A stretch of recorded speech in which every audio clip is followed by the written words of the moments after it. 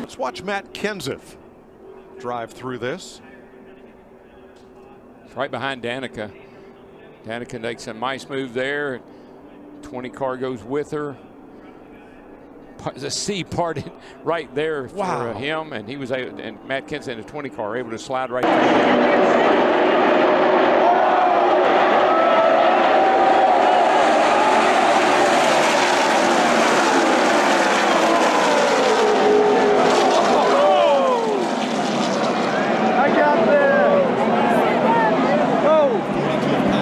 Completely sideways.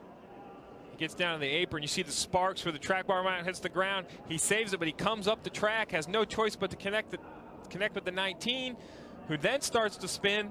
Brad Keselowski gets a face full of sparks. The 17 does go around, and now the track is blocked. Now these guys are trying to find a hole through, and the 2 gets woed up, and the 3 kind of gets woed up, but then you see Carl Evans goes back up the track, and here comes Brian Scott with a full head of steam, makes big contact with the back of the 19. We've seen this. Got together? Yeah, we have. We've seen this time and time again. You see the splitter makes huge contact with the grass. The car starts to bounce. Luckily, it lands on all 4 and just continues to spin.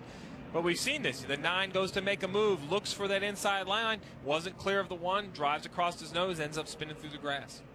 Tore the splitter completely off when it grabbed the grass initially. And then once again, hit hard and up into the air. A wild ride for Sam Hornish Jr. He's still driving it. Look at those hands. Still driving. Problems. Huge hit for Kennedy. The 11 up on the safer barrier.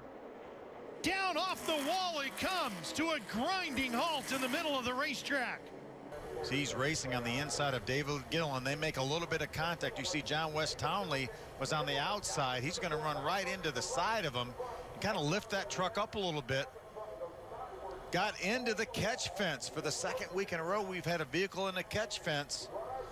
But again, the catch fence did its job. It kept that truck down on the racetrack, and you see it riding along the top of the safer barrier.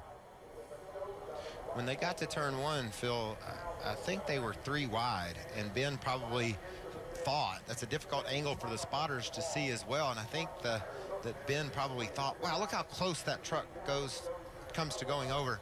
Probably thought they were just 2 wide, and he had room to move up a little bit for the corner. That's what it looked like. That was incredible how that truck just grinding along that safer barrier. That's a battery sliding up in the top lane of the racetrack. Let's take a look at it again. You could see that it was Gillen, John West Townley in the yellow truck. And I think John Gillen was just below John West, and maybe Ben Kennedy felt like they were just 2 wide and had room to angle himself for the corner, battling for a spot well inside of the top 10. E eles tocam-se. Vejam agora a traseira da carrinha do Spencer Gallagher.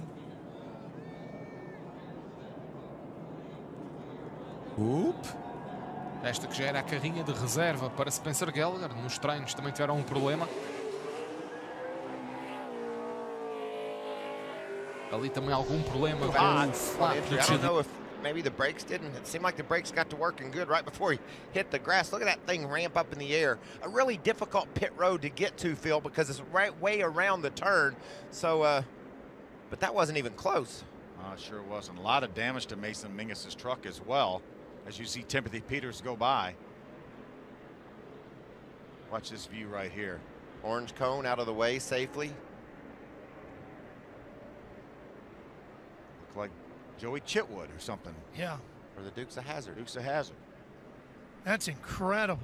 It's a big story, the way he hit. That's incredible.